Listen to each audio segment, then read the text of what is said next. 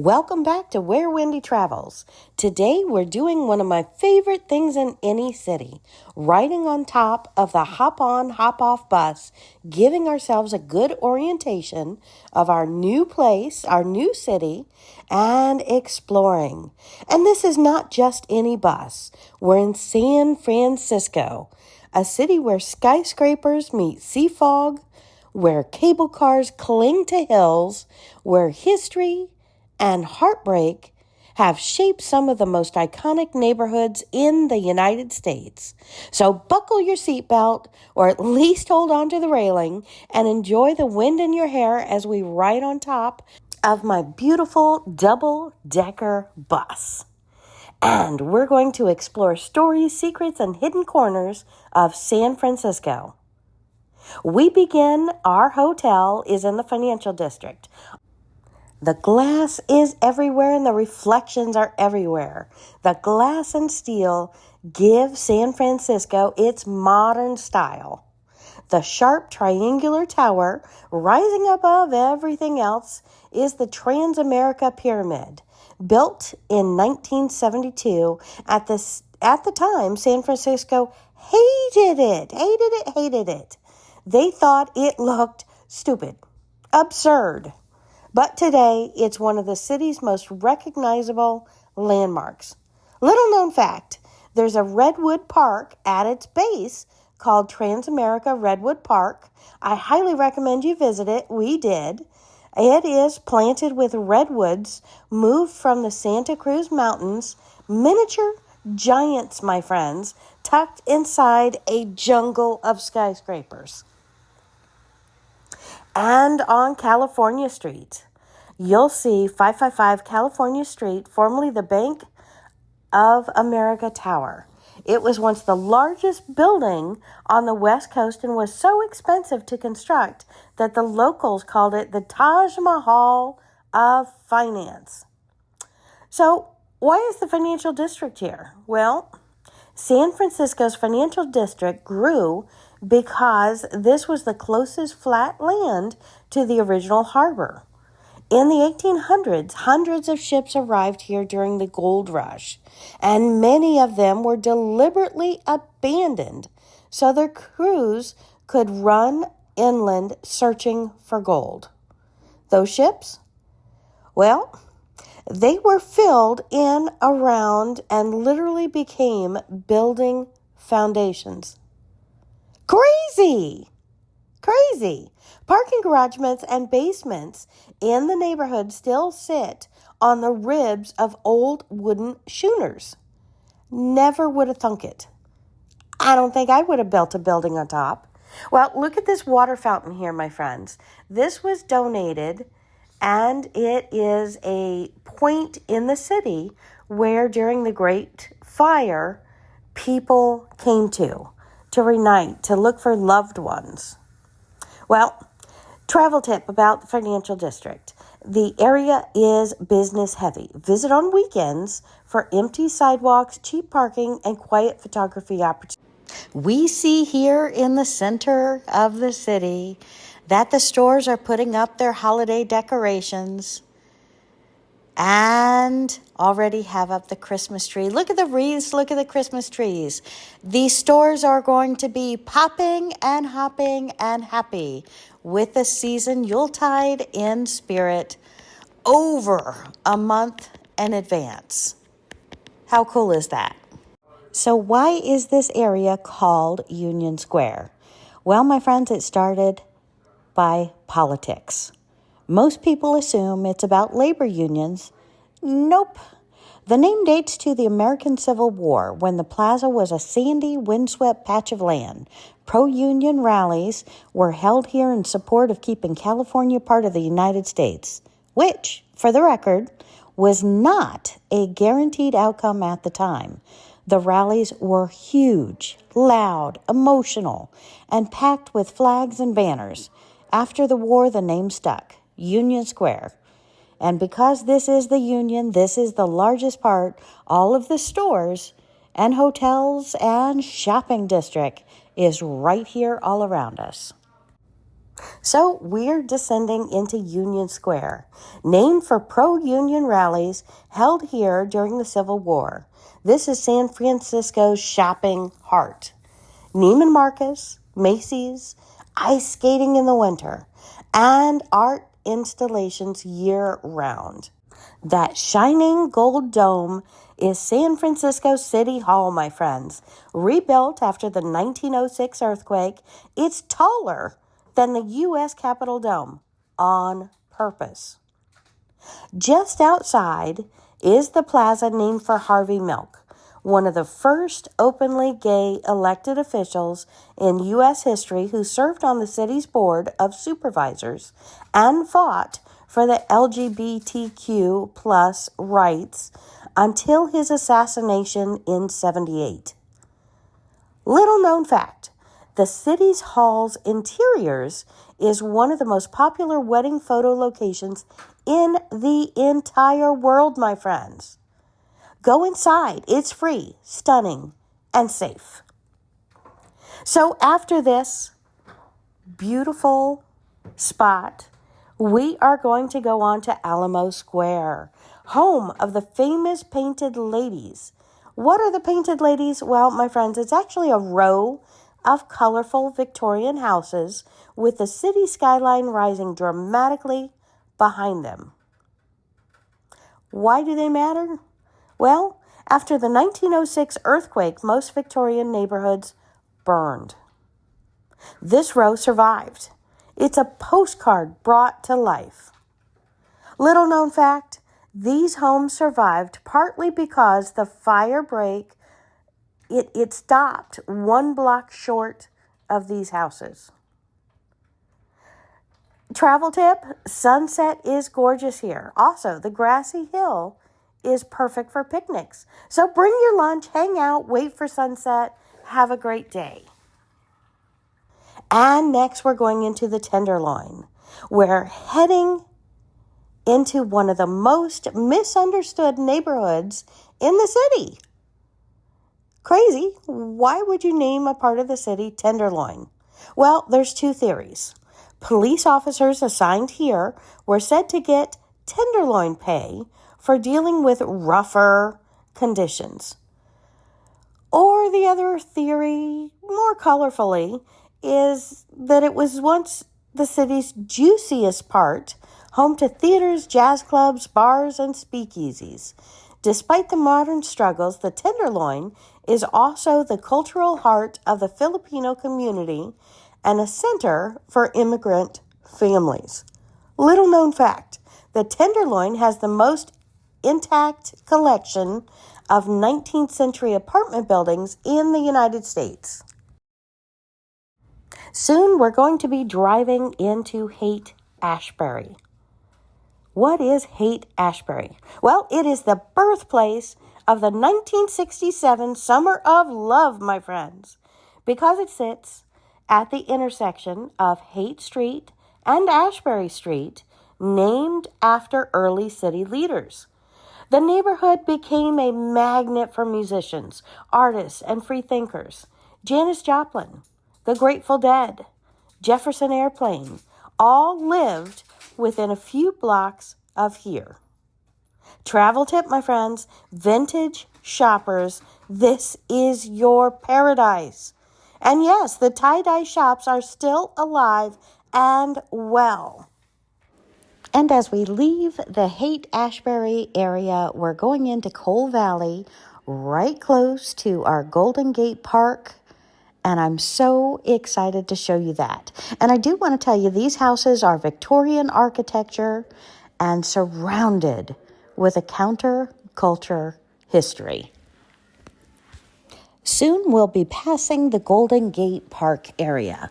And here, the Golden Gate Park is 20% larger than Central Park in New York City and was built on windswept sand dunes in the 1870s. That's right, my friends. This city has history. Some of the landmarks inside of Golden Gate Park is the California Academy of Sciences, which I highly recommend.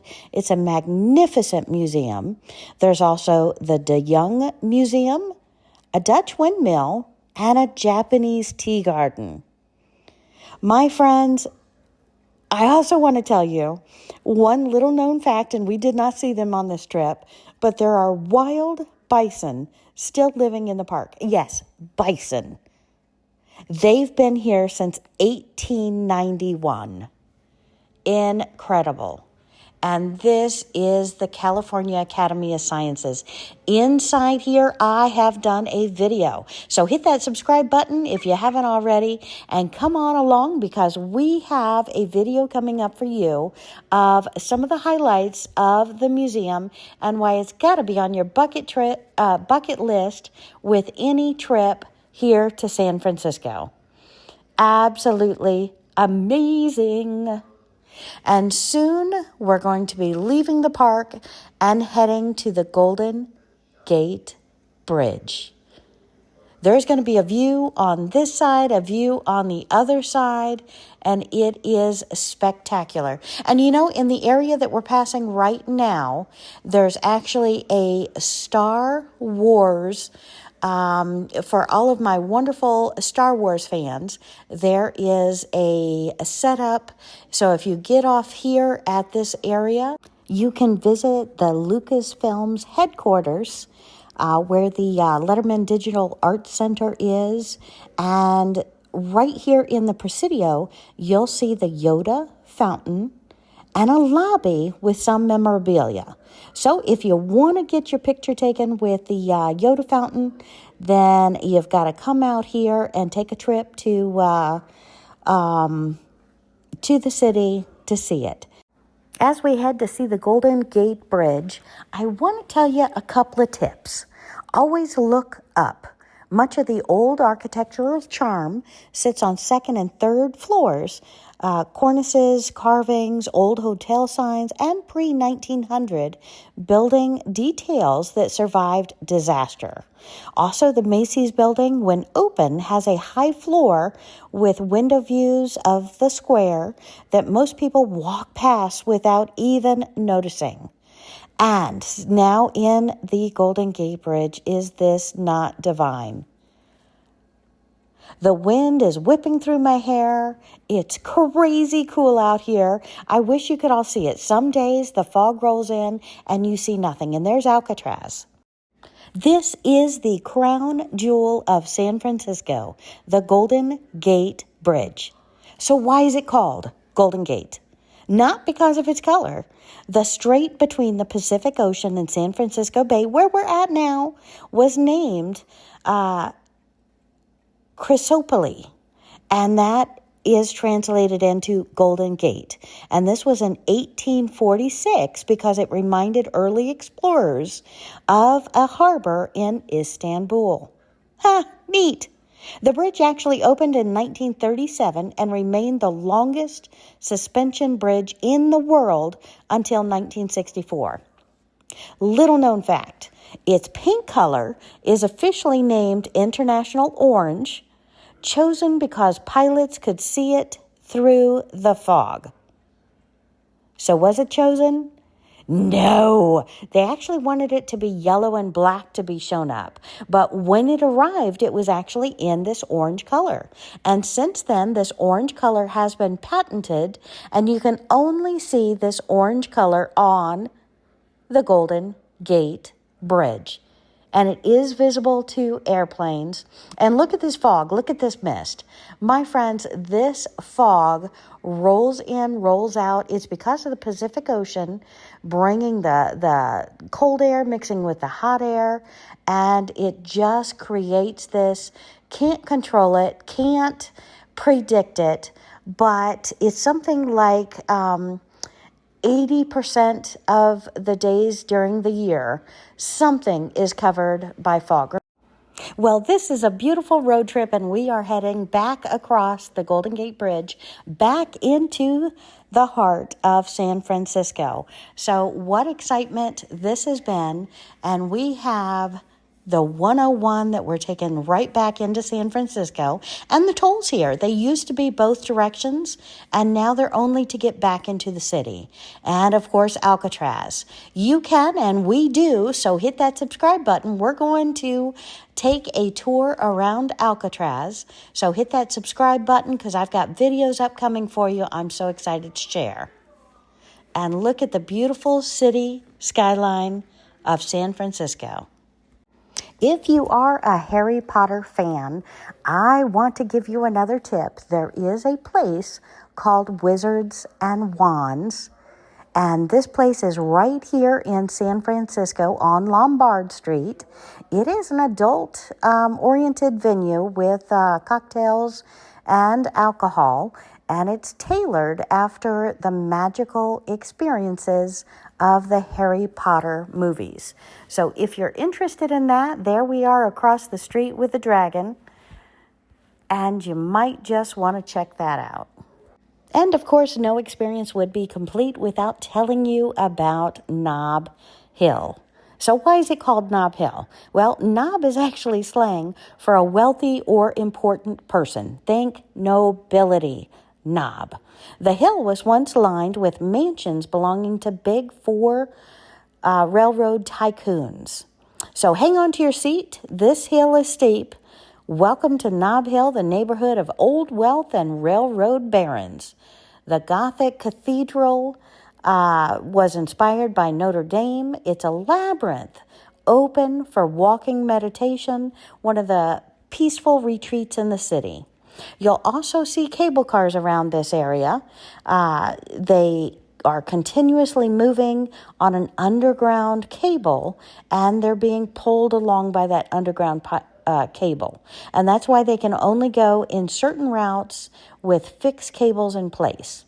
So travel tip, take the California Street line. It's less crowded than the Powell Hyde line.